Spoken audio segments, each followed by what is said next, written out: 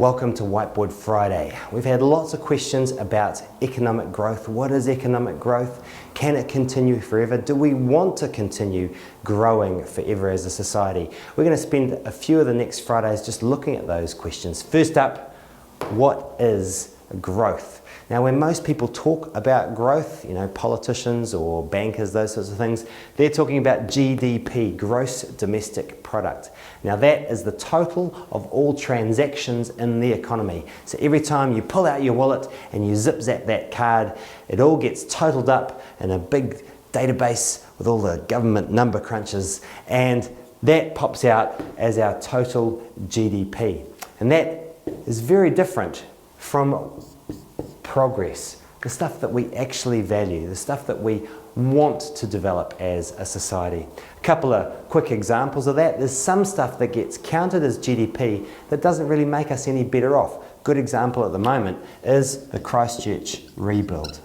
So the poor folk of Christchurch would probably say, actually, we would have preferred the earthquake never to happen, but from a GDP perspective, it's been a great thing because there's lots of people rebuilding houses, lots of people getting paid down there, lots of people spending money, and as a result, the GDP has had a boost, but we're not really any better off for it. On the other side, we can progress as a society or as people without it showing up in GDP. So for example, if you get ill and you have a loved one or a family member look after you, it's a beautiful, beautiful thing and a wonderful experience to have someone look after you. But because no money is changing hands, unless money changes hands with your loved ones, anyway, because no money is changing hands, it doesn't show up in the GDP figures. So that's why GDP and progress are not the same things.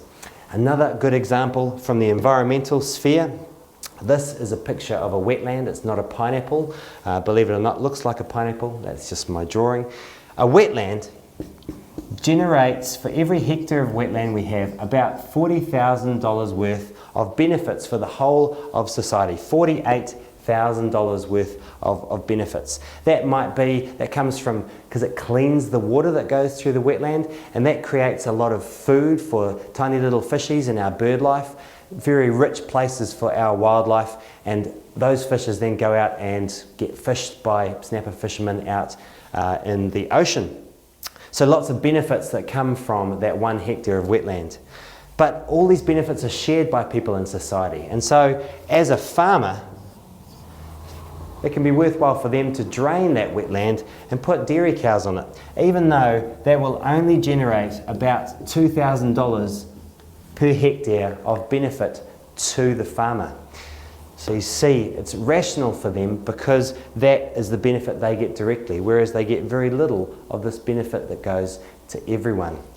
So you can see GDP is very different to progress, and not everything that counts gets counted.